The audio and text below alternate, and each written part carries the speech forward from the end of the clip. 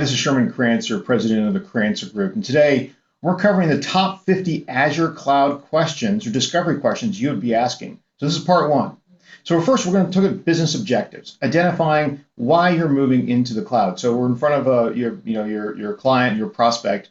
So the first question I'd be asking is, there are many different business objectives for the cloud, as there are shades of many colors, such as CapEx or OpEx, budgeting, flexibility, agility, high availability, etc. Why do you want to move to the cloud?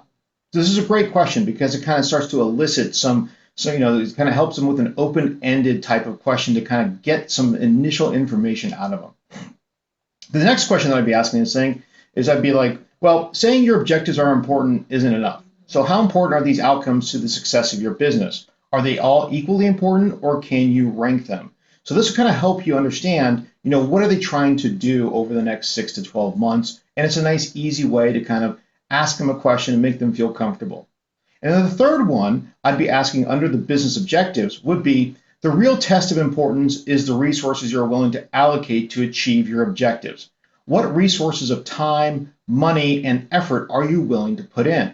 Now, this is really helpful because you got to start asking about budgeting, but you can't really just go out there and say, hey, what is your budget? How much money do you have, right? You want to kind of ease into it. So this is a nice, easy question to kind of just see, what have they allocated to it?